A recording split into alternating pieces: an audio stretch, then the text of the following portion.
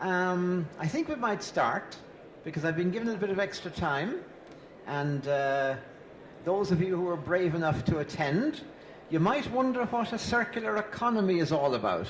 Somebody said to me the other day, it's a crowd of economists walking around in a circle. But I don't think it actually is, though economists could be said to spend a lot of their time walking around in circles. So there we are. That's what a circular economy isn't, economists walking around in a circle. Neither is it, by the way, the circular economy is not a plot by the Irish to destabilise the economy of the UK. Now, I know that certain people whom I will not name think that climate change is a Soviet plot or a Chinese plot to destabilize the United States. No, a circular economy is something real, and I'm going to talk to you about it now a little bit. I'm going to talk about the origins of the circular economy idea, the essentials of it, the benefits of it, if there are some benefits, and I think there are a few, why we should make the transition to a circular economy, and what a circular economy, how it differs from what we do at the moment, and what we should be doing. What kind of steps do we need to get away from our current economy and to make the transition to a circular economy? So, you see the word CE says circular economy. It models human activity and industry on nature's processes, viewing materials as nutrients circling through a system. And I remember a long time ago reading the Limits to Growth study, which came out in the 1960s, and the Beyond the Limits study in 1992. And that study said, what do we need to do to become sustainable? Learn from nature. And the circular economy is modeled on the way nature works. If you look at a forest, there is no waste. Everything is completely circular. Now, it's a holistic economic way of looking at things, not just the money alone, but looking at the environment, looking at people, a social framework to try and create systems that are efficient and waste-free. And it's based on the idea that anything we do should not result in water pollution, but should result in purifying water, purifying air, and very important, relying on solar energy. No fossil fuels, otherwise it wouldn't be circular. And no toxic waste. And very important, one of the things we're doing now in our present society is we are not living within the carrying capacity of planet Earth. I'll be talking a little bit about this in a moment. We need 3 or 4 Earths to sustain the way we're living at the moment. And of course, it is sustainable. So, there was an earlier cradle-to-cradle concept. It actually goes back a long way. You know, the circular economy, I remember buying this book in 1971. 1971. I can't calculate how long ago that was. Some of the people I know might not have been born before that time. And John McHale is tremendous. He talks about the circular economy, and 71 is 29 and 16, 45 years ago. And then along came Kenneth Boulding, The Economics of Spaceship Earth, and along came Paul Hawken, talking about redesigning our complete industrial system so that it links in with nature. And that book, which again I found fascinating, and I read it in 1995. That's a long time ago too. So why is it that we are not moving to... I'm going to turn off my mobile phone, because otherwise I could be interrupted. I still work as a consultant in this thing. When you're a consultant, every client thinks you're constantly available to them. So the earlier concept was called cradle to cradle. And how this arose was, our current linear system is, you produce some goods, and when somebody has finished with them, they go into a landfill. Or all the stuff that you discard during the production of something goes off into a landfill, or we burn it. And nobody takes care of it once the stuff is produced.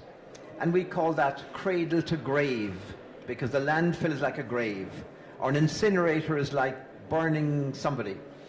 And the cradle to cradle concept was brought out by two guys in the United States. One is a biologist, the other is an architect. And the idea is that you should take care of stuff from when it's created, that's the cradle, back to when it's recreated. So cradle to cradle as opposed to cradle to grave. And that concept says, take care of water. No activity should cause water pollution, and preferably should give you clean water, no water pollution, no toxic waste.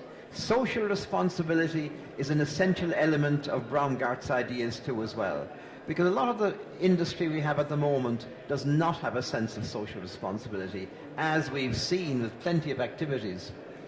Reutilize materials and ensure there's no adverse impact on human health. So that would be the essentials of the cradle-to-cradle concept, which wasn't too different from the current circular economy concept. They come from one to the other. So if we take that approach, in which things are all the time created, recreated, continuously in use, has it got some benefits? Well, yes. It's going to be a major help in making the transition to sustainability. You've heard about transition towns. You've heard about the fact that current human society is unsustainable. We're using fossil fuels which are irreplaceable. We are using materials which are irreplaceable. We're wasting stuff. We have to become sustainable. And resources are getting scarcer. And developing a circular economy approach will make better use of those scarce resources. And it will help us address climate change, the biggest issue facing humankind worldwide at the moment, worldwide. Now, you don't see much about climate change in Ireland, but you go to any other European country and it is the major topic. You go to African countries, it's the major topic. And it's also good for employment too as well. You can get good employment producing stuff that lasts and can be maintained and reused. That's just a little bit about the climate change situation. I'll just point this one out very briefly. If we have business as usual, and we don't stop using stuff, and if we don't stop using fossil fuels, we're going to end up with 4 or 5 degrees centigrade warmer. And that's going to be a horrific scenario. That's what the impact of our current commitments is, and that's what COP21 would like us to stay at. That's the big meeting in Paris there, December of a year ago. Various other measures will help us to achieve that. Circular economy will bring us up to there, and national commitments to deal with climate change will bring us up to there. But the circular economy has an important role to play in that climate change issue. So it will help us, just to recap, better employment, more better use of resources, less pollution, etc., etc. How can we move in that direction from this present situation where we produce things, the waste goes into landfill, everything just has to be junked at the end of its life? You think how long, say, a plastic cup lasts? A couple of minutes into the waste bin, into the landfill, or into the incinerator. If you ever see a wonderful short film called The Story of Stuff by Annie Leonard, she says 90% of every single thing we make worldwide has no longer life than 6 months. It's gone into a landfill or into an incinerator. Think of kids' toys. Most stuff doesn't last more than a few years. The idea of the circular economy is to make it last a much longer time. So, how do we achieve it? The circular economy idea starts with designing. It's no good if we have stuff that's not designed to be refurbished, repaired, taken apart, reused, disassembled, etc., etc., etc. It's no good if we have stuff, say a refrigerator, a car, even a chair, that contains materials that have to be burned or got rid of at the end of its life cycle. So we design from the very, very beginning. We make products that are designed for longer life. That's very important. And if they're disposable, if they have to be disposable, they must be recyclable. So if you're using containers of any sort for product, make them so they can be recycled at the end of the day. And if there's deliberate obsolescence, new fashions every year, new car designs every year, penalize it. Penalize them in some way. And another way of doing things is to transform products into services. And that's a good way of doing it too as well. Supposing, for example, I buy a printer. And this happens at cheap printers. In a couple of years, that printer is kaput. What do I do with it? Can I get it repaired? It's not worth it. So what happens to it? It gets sent for waste electronic recycling. Do we recycle electronics? No. What do? We export them to China or India, where under the most horrific conditions, people take them apart and probably recycle some of the stuff. What did Xerox do years ago? I remember reading this, and I think this was a great idea. They said, if you want a Xerox copier, you don't buy it from us. You lease it from us. And what we're giving you is a service, not a machine. And you're going to pay per copy. And when that machine needs repairing, we'll do that. That's part of the service. And you pay us per copy. So the more you use it, the more you pay. If it's sitting there, you don't use it very much, you don't pay very much. When we take it back, says Xerox, we look at it. And if it's good enough, we'll refurbish it and send it out to another customer. If it's not quite good enough, we'll repair it. We'll replace some of the parts that might have got worn. If it's a little bit worse, we'll cannibalize it for parts. And if it's really bad and really ancient, then of course at that stage, we now have to disassemble it, plastic into one bin, bits of rubber into another bin, steel into another bin, aluminium into another bin, and now we can recycle those materials. But you see, you get a long, long way before you actually have to recycle. And all the time, Xerox are making money out of that. And this business of transforming products into service, think about the way we bought computer software. My first computer was 1984, and right through the 80s and 90s, if I wanted a new program, I would have to buy a box containing a disk, install it, and that was it. Now you buy a service. You purchase Microsoft Office 365, and it's continuously updated for you. I have a Mac now, and my thing is continuously updated. Use digital as much as possible. So instead of producing books, you have it all on the web. And link industries. There's some wonderful examples of industries in countries like Denmark and Sweden, where the waste material from one industry, the waste energy from one industry, feeds into another, and find uses for unwanted materials. And that last speaker was tremendous. He talked about how materials can be used for art and so on. And one of the things that about the circular economy talks about is what they call the added value hill. And let me explain that a little bit. The way we do things now, we create added value through extracting stuff, making stuff, assembling it, selling it, and then it's junked. And as it falls down the other side, it loses all its value, it's useless. But the circular economy says, let's do it a different way. We still have to manufacture and sell it, but now we try to reuse it. We get a bit more value, we refurbish it, we remanufacture it, we recycle it. And all the time we're actually adding or keeping some value to that product. A few more ideas. Circular product design. Design products with the idea of their end of life in mind. Try to make them long lasting so you get not 6 months out of a product but years out of a product. Utilize renewable energy inputs, renewable materials all the time. don't use stuff that was just going to be unavailable. So no fossil fuels, renewable energy, and repair and maintain, and product leasing or renting. Your revenue, your money then comes from leasing or renting the thing, instead of just selling it off and that's it.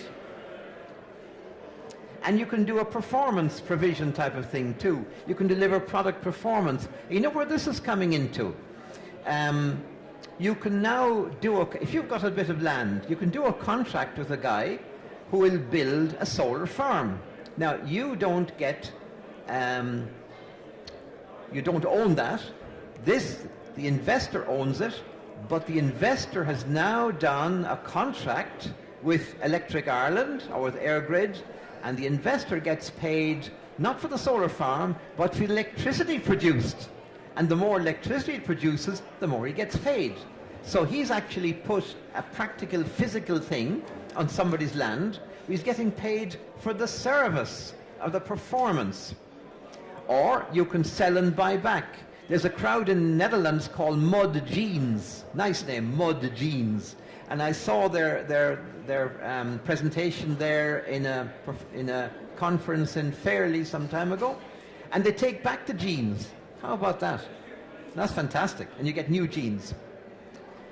Cars. Oh my God. I used to think years and years ago that something I saw, you could build a car that you could take it apart in 3 hours completely and put all the different components into different bins, not according to what they do, but is this aluminium, steel, rubber, plastic, glass?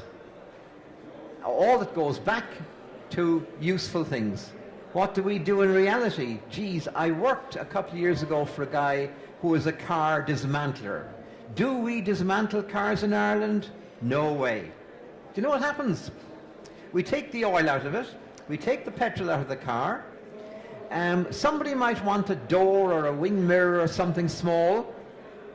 If nothing is sold within a few months, that car is crushed up into a bale about the size of a small dining table. Plastic, rubber, glass, everything squeezed into a bale. Then it goes off to another place where it's chopped up into little fragments, and then it goes to the incinerator. And the aluminium is recovered, the steel is recovered, everything else is gone. Now, that is not recycling. That is not the circular economy. And I've made a table there showing what happens. Our current production of cars, heavy stuff, steel, non-recyclable composites, different kinds of plastics mixed together, non-standard parts. Every time a new model comes out, new parts.